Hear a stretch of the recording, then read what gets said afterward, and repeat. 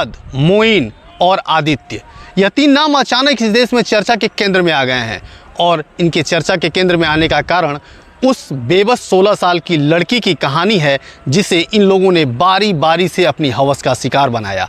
यह हवस का शिकार बनाते रहे और जब प्रिंसिपल के पास कंप्लेन गई तो प्रिंसिपल भी उसमें साझेदार हो गया। मतलब 4 लोग, 16 साल की लड़की और उसका महीनों तक किया शोषण, उसे गर्भनिरोधक दवाएं भी दिलाई। 25 जुलाई 2023 का दिन, एक लड़की अपने घर में रोज़ की तरह पढ़ाई कर रही होती है। माँ किचन में खाना बना रही होती है और इसी बीच लड़की के पेट में तेज़ दर्द होता है। दर्द भी इतना कि माँ दौड़ कर आती है और घरेलू उपचार करती है, उसे गर्म पानी पिलाती है, लेकिन उसके पेट के दर्द में कोई राहत नहीं होता। वह चिल्ला रही होती है और दर्द से कर्राह रही होती है। और इसी चिल्लाहट और कर्राहट के बीच उसका पिता और माँ दोनों मिलकर उसे हॉस्पिटल ले जाते हैं। जब हॉस्पिटल ले जाते हैं तो उसका अल्ट्रासाउंड किया जाता है और अल्ट्रासाउंड का जो रिपोर्ट आता है वह काफ़ी चौंकाने वाला होता है।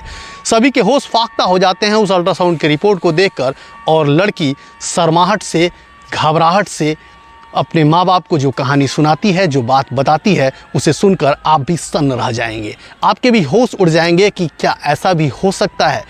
पर इस बात का यकीन रखिए कि यह सच्ची घटना हुई है और आज देश में चर्चा का केंद्र है। गुड़िया बताती है कि जब वो स्कूल जाती थी तो स्कूल ख़त्म होने के बाद इरशाद नाम का एक टीचर उसे क्लास ख़त्म होने के बाद रोक लेता था। वह टीचर साइंस का टीचर था और बार बार यह कहता था कि तुम्हारे जो पिछले प्रोजेक्ट्स हैं उसे पूरा करने के लिए तुम्हें रुकना पड़ेगा। पहली बार तो गुड़िया कुछ समझ नहीं पाती और रुक जाती है। उसके कुछ प्राइवेट पार्ट्स को छूने की कोशिश करता है इरशाद और फिर उसके साथ अनैतिक यौन संबंध भी बना लेता है। मामला यहीं तक नहीं रुकता, इरशाद के साथ साथ उसका एक दोस्त मोइन भी होता है।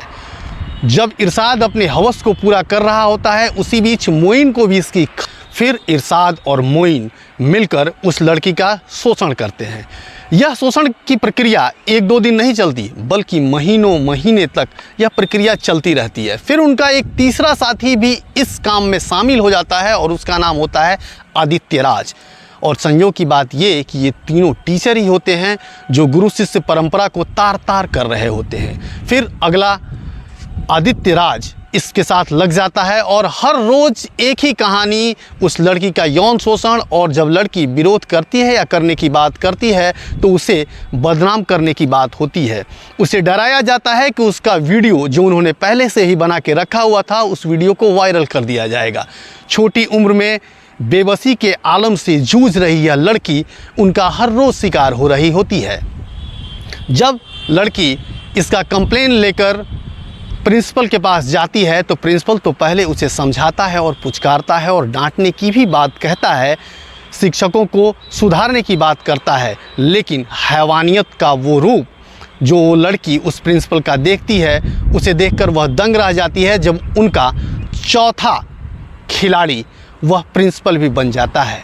यह सारी बातें जब FIR में उसके माता पिता दर्ज करवाने के लिए पुलिस स्टेशन पहुंचते हैं तो शाम के वक्त वहाँ के थाना प्रभारी इसे दर्ज तो कर लेते हैं, लेकिन अगली ही सुबह वह माता पिता को फ़ोन करते हैं और कहते हैं कि 3 नाम तो खैर ठीक है, लेकिन प्रिंसिपल साहब का नाम इसमें नहीं रखा जा सकता। सभी यह सोचकर आश्चर्य में पड़ जाते हैं कि आखिर ऐसा क्यों कहा जा रहा है। फिर ऑफ द कैमरा वह उन्हें बताता है कि इसके लिए काफ़ी पॉलिटिकल दबाव पड़ रहा है और राजनीतिक दबाव से प्रेरित होकर FIR को भी बदल दिया जाता है।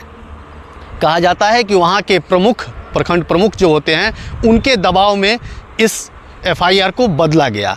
कहानी धीरे धीरे आगे बढ़ती है और इसी रसाकसी के बीच यह खबर चली जाती है SP साहिबा के पास। SP साहिबा, चित्रकूट की जो SP साहिबा हैं, उन्हें लेडी सिंघम भी कहते हैं और इस केस को काफ़ी मजबूती से देखने के लिए वह SIT को इस केस को सौंप देती हैं। और जब यह केस SIT के पास जाता है तो कई चौंकाने वाले तथ्य सामने आते हैं।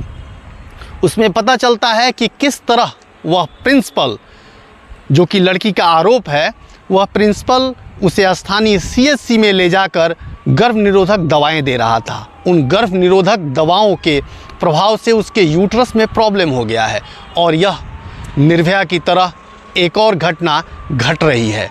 आप समझ सकते हैं कि हैवानियत की इस दौर में, जहां पर कि गुरु और शिष्य की परंपरा को तार तार करने वाले ये लोग बेखौफ अपने कामों को अंजाम दे रहे हैं। वैसे पुलिस ने कार्रवाई जरूर की है और इस कार्रवाई के बीच 3 लोगों की गिरफ्तारी हुई है। लेकिन सिक्के का एक दूसरा पहलू भी है, जहां पर कि उसके घर वाले यह आरोप लगा रहे हैं कि बेगुनाह एक व्यक्ति को, जो कि उस लड़की के फुआ का लड़का है, उसे भी पुलिस दबोच रही है। जबकि पुलिस के अपने अलग तर्क हैं। उनका कहना यह है कि उस लड़के की भी संलिप्तता मिली है। पुलिस ने इसके लिए आधार भी बताया है कि पुलिस के पास कॉल रिकॉर्डिंग और मैसेजिंग के कुछ एविडेंस मौजूद हैं, जिसके आधार पर उसके फुआ के लड़का को भी दोषी माना जा रहा है। अब जांच की प्रक्रिया जैसे जैसे आगे बढ़ेगी, वैसे वैसे दूध का दूध और पानी का पानी।